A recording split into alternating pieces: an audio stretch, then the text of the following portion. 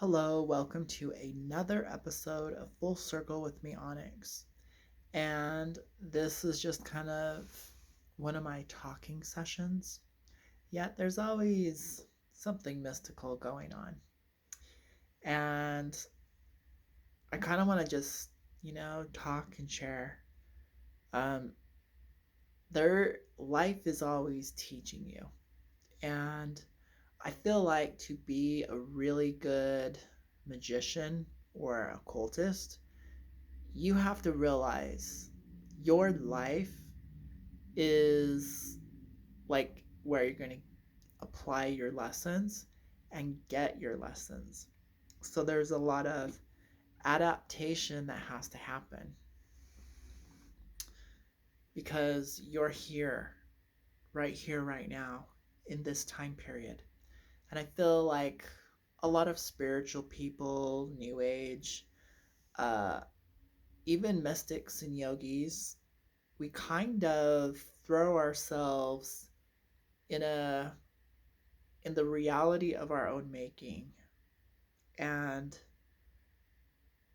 but if you want to be functional and create power and do something with your power, you also have to be bridged to this reality. And so earth is where you get your power. Earth is where your training happens. And earth is where you manifest. Um, and so when we look at the opposing opinions of a dystopian society or world and a matrix reality and whatever, I don't really feel like occultists subscribe to that because the very nature of an occultist isn't actually to define things, but it's to kind of explore the mystery with the tools available. So there's not this end conclusion of we're searching for reality. We're searching for a theory to explain everything. And I even feel like true science isn't really trying to do that either. So, and so the only reason why people even come to magic, come to the occult, is this because you're being sold the idea that you can get a relationship, you can, get money, improve yourself. You're being sold the idea that you're going to get power from whatever path you're following. Your salvation is a path of power. Your enlightenment is a power, your power over other people, your influence, your domination of knowledge, of skill, of whatever it is. It's a type of power, your ability to serve other people better. And so we got to realize we're power hungry. And transcendence is part of the path, the ascension process. But the other half is bringing it back and applying it into your reality. And kind of moving past that kind of like daddy lecture. Like, remember, we're here on our planet Earth. And this is where the stage of life is at. Let's now go. I'm just going to kind of have to use my life as an example. When searching for consciousness expansion, enlightenment, that feel good, you know, because it's like, life can weigh you down. Uh, you might grab a few crystals, you might grab some essential oils, and you think, that's just clearing my energy. So I got some golden selenite. It's a really nice piece of golden selenite, actually. And,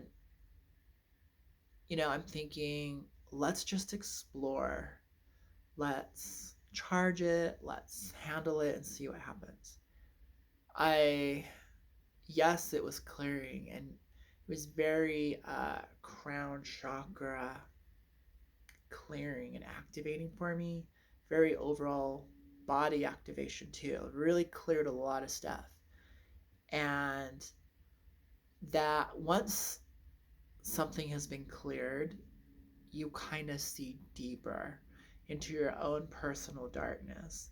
The the repressed layers now have breathing room and they come up to surface. So it's almost like you passed a level and then now another level to defeat, and then you pass a level and another level to defeat. And so really intense spiritual highs, whether you found that through plant medicine or natural crystals and essential oils or prayer or meditation. It's happened to me all across the board. A little goes a long way, and it created a really intense revelation. Sometimes when we think of like gnosis and revelation, we think, angels, or some bright white light is going to say, everything is going to be okay. Trust the process. Instead of, hey, I'm going to show you what's under the carpet, what you swept under the rug, what you repressed so you could survive your childhood. See that dark and ugly? There it is. And that's literally what happened. A lot of repressed emotions. And let's talk a little bit about the repression. When you're a child, you're being thrown out into the world. And there's a lot of information that's presented to you at a very young age. You don't have the full mental resources to process it. Yes, you have your divine self as witness, the sage, the guru, the divine being is there. But once you kind of become more humanized, more in your body, more programmed, more kind of solidified in your character, there's a processing that has to happen. And it's almost like really intense, big subjects uh, kind of go over your head, but your subconscious, it actually doesn't go over your head. It goes right in and it gets stored away to be processed later. When you have the mental capacity to understand the information that was being presented to you, that can of worms comes to the surface. So, using my life as an example, I was probably like 4 or 5 sitting on the couch, and my family was talking about people in the Middle East and terrorism. And in the 70s, 80s, everyone was afraid of the Middle East.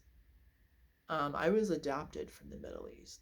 So to have my family talking about that in the front room, that was a lot of how am I going to process terrorism, racism, fear against my culture and my people um, at 4 years old. On one level, I understood it.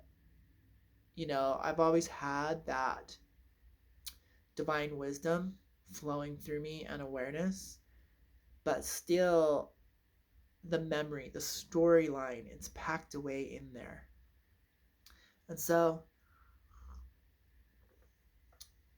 that really wasn't the issue that came up, but that was just an example of how things get stored away. The other things that really get stored in your body, in your energy, in your mental script that becomes your character and the habits that we live, there's a lot of blank spaces. And this is really interesting because the big blank space is a missing father figure, which led to identity crisis.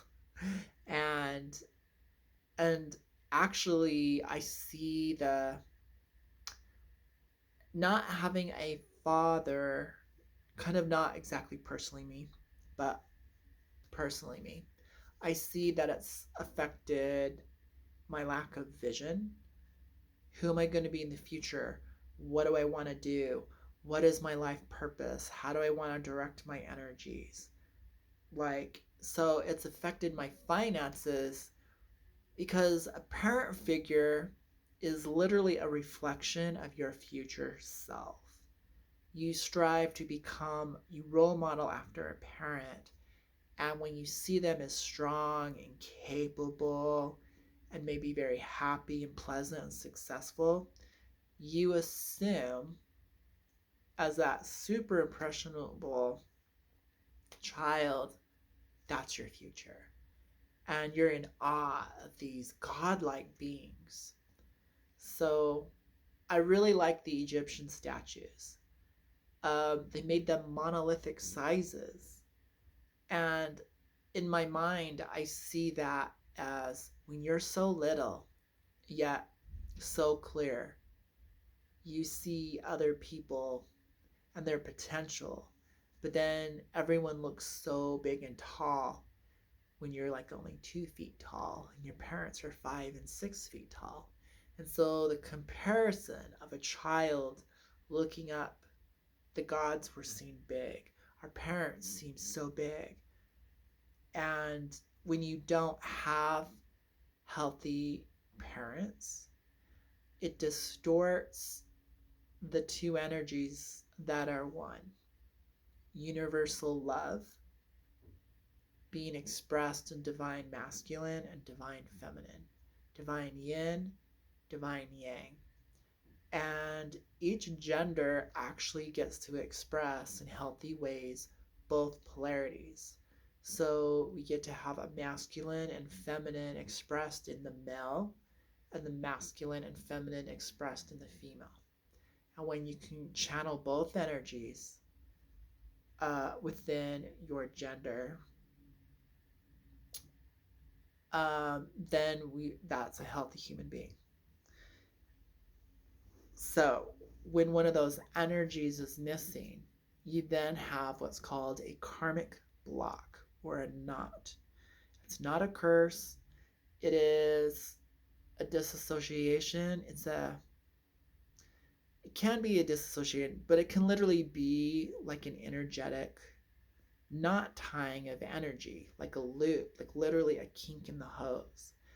And so survival says, oh, I don't need a father, you know, or a mother figure says something negative about maybe your absent father and paints a picture of, you know, that parent could be male or female. Like you could relate to this either way. It's the absence of that mentor. So, and so the images can get distorted in your own psychology, and you can deny yourself that energy. You may not honor and recognize it in yourself. And you need to be able to access that power, feel it, become one with it, integrate it, express it, channel it. And so ultimately, we're just like in my mind, we're just like a clear crystal quartz. And as that clear crystal quartz, you just be like, I'm channeling divine love. I'm channeling wisdom. I'm channeling strength. I'm channeling masculinity. I'm channeling femininity. So you really transcend gender roles as a clear being, when you, like, or a crystal light body. Your ascended body, your Adam Kadmon. You realize I am the universe in all expressions, and I channel whatever is needed at the time.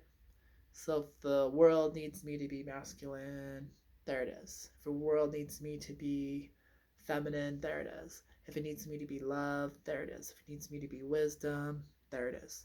And so it's a self-awareness transcendent process. You, in a weird way, you cannot really access the power unless you can somehow access it within yourself. So every evocation is an invocation. Every invocation is an evocation. Every using the law of the mirror. Anyways, so this relates very much to the tree of life, ascension, the Kabbalah, and the Adam Kadmon, and the divine hermaphrodite. So I can't go too much farther into that. You have to experience it for yourself.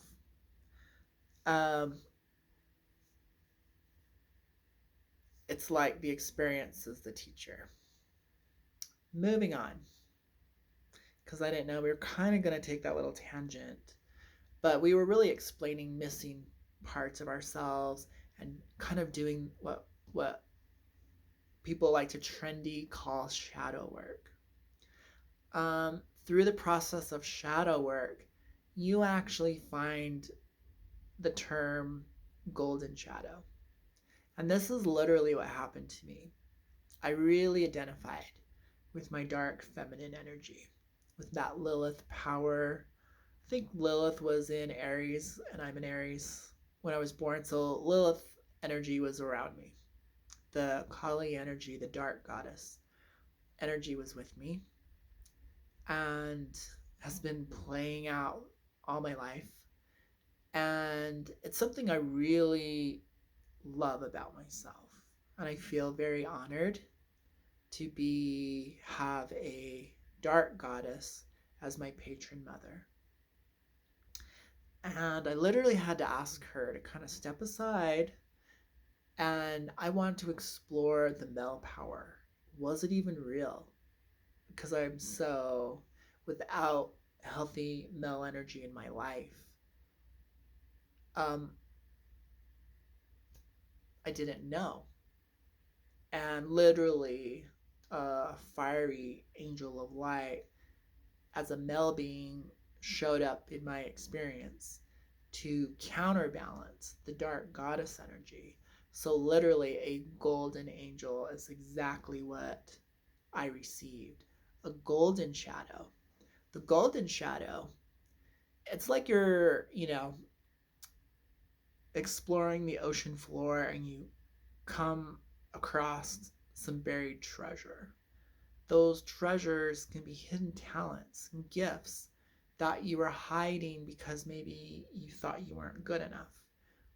Or you thought, oh, not me, not my culture, we don't do this. Like a really good example that's very personal to me is swimming. Swimming used to be almost an all white sport. And there's actually a lot of people of color who weren't making it to the Olympic level. And growing up, swimming was a thing. Like, it's very close to me. So that's really kind of tragic. And it was a lot of, I even remember in junior high, some of my black friends didn't know how to swim. And so my nieces and nephews are black. We have a mixed family, a very multicultural family, and I love it. So, just kind of trying to stay politically correct, because gender thing doesn't bother me, race thing doesn't bother me. I embrace all of that, but I am talking about it, and so it's really easy for people to jump to a conclusion or take it the wrong way. So I'm trying to just, put out fires and help people not be so triggered, because we're talking about very core things. We're talking about our shadows. We're talking about repressed stuff that culture doesn't allow us to experience. All sorts of stuff that becomes very emotionally triggering. We identify these things in a polarity. We either strongly embrace it or we negatively reject it, or who knows? Who knows? what how you're going to feel. Um, but anyways, all this building up to, guess what? I bet you would not even expect I was going to talk about the Fool card. But the Fool card is one of the most important cards in the tarot deck. And I talk about it because I remember long ago a card reader was telling me, I overheard and listened and locked that information away, that the Fool card was the mirror of the tarot deck. And it also was the Self card. So I've been looking at that. But I also see the Fool card as the innocent child. A mirror is a sheet of glass with a metallic reflective surface behind it. So when you look through the sheet of glass with the metallic surface, that highly reflective surface, an image reflects back, mirrors back. We see ourselves. I see the innocent as just that clear sheet of glass, the clear mirror. Your divine self, the authentic you, is a clear channel. So when you're born, you're a clear lens, you're a clean slate. So in interpretation, there is the inner child, there's this clean slate. But we also see the Fool on the same side in the tree of life as the hermit, or you could say the wise man, and the wheel of karma and fate and time. Opposite, we see the wizard, the Mercury. And we used to have Mercury mirrors and silver mirrors. We see one who is very adept at the manipulations, becoming a wizard. The Fool and the wizard are two sides of the same coin. And I think about a master is someone who's made all the mistakes and has learned from them. So mistakes are actually great teachers. These foolish acts we find ourselves in. And I really also think the ability to laugh at oneself. There's this fake laughter, like a gesture, poking fun. There's this fake happiness, fake self-approval, fake love, and that's foolish. And then there is that reflection, looking back on when you were foolish and you did make a mistake and you realize what a burden you were to your family and your friends going through those terrible teenage years, or that awkward stage, or that insecure stage, or that suicidal stage, and whatever it was. And looking back as an adult, you see that you had to go through that process, the Wheel of Fortune card. And to gain that wisdom, you had to act the part. You had to be a fool in order to gain the wisdom. And so this, I think about humiliation and humility. When I think about humiliation, I actually think about the hangman, being humiliated in the streets, people throwing fruits and vegetables, the most hated person. And so in a weird way, the Fool card gets to be all the other high cards, putting on different masks and robes, playing all the parts. There's this innocent divine being there.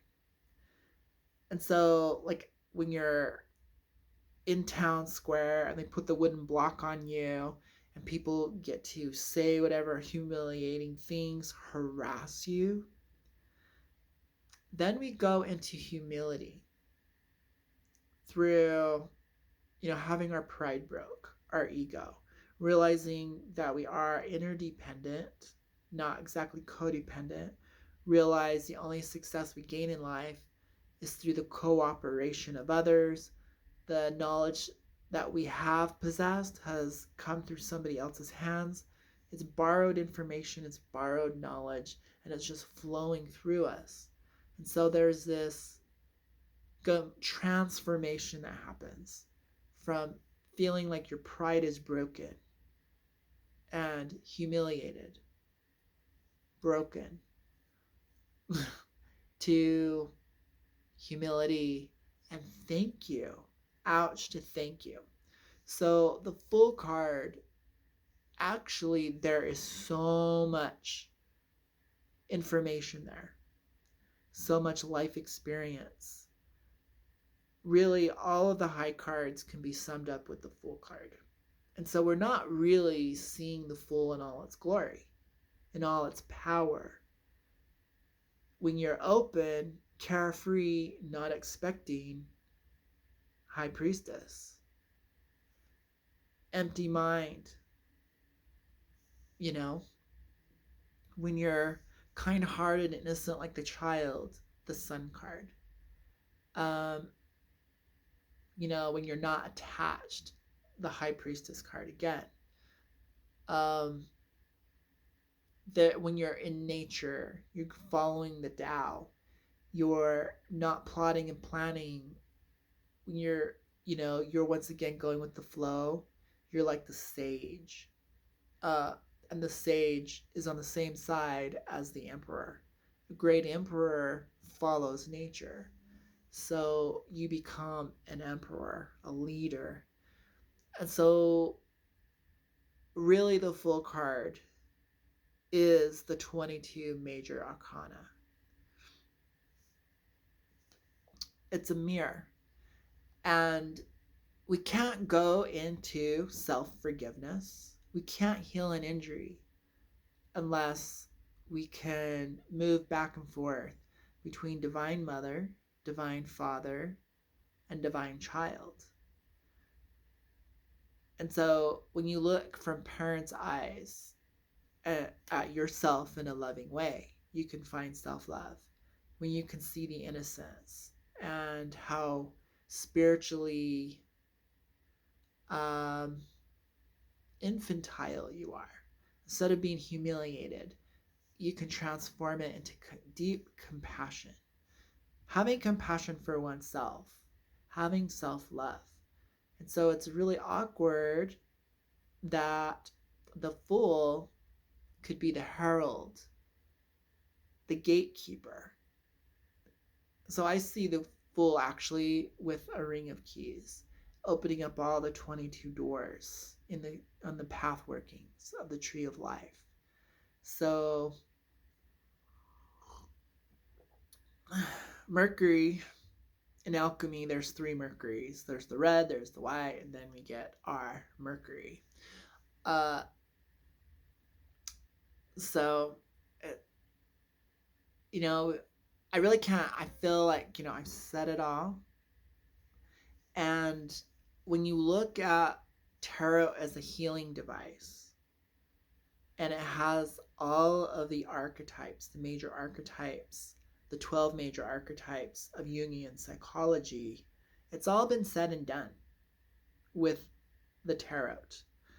And maybe next time you look at the Fool card in relation to other cards, you might see where the Fool is showing you your folly, showing you your pride, showing you your shadows, showing you it is time for that self-forgiveness.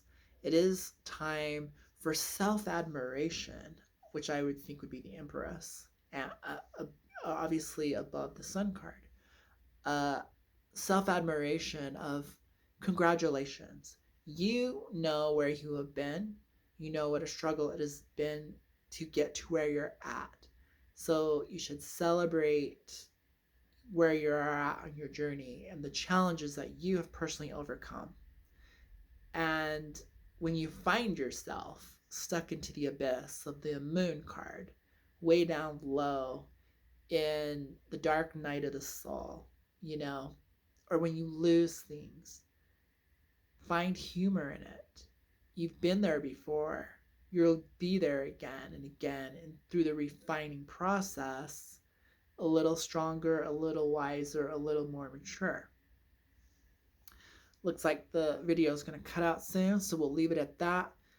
But this is hopefully you now have a richer sense on how to actually use the tarot deck and the major arcana with the number cards, court cards. You see this overarching energy, this grand lesson, the lesson of the soul, the bigger picture coming through the major arcana, and major forces at play that are literally controlling, in a weird way, your life as you choose. You may not be aware of that. You choose to channel in these greater forces. So may the Fool open the door to wisdom, open the door to maturity, but also open the door to that infinite innocence. May you reclaim your innocence and reclaim your joy and your wonder for life. That is truly seeing with God's eyes. If you realize, like, what would you give, to see with those innocent, pure eyes once again the world with all that possibility, unbound, unlimited. The Fool has the keys to that as well. So let's all be fools.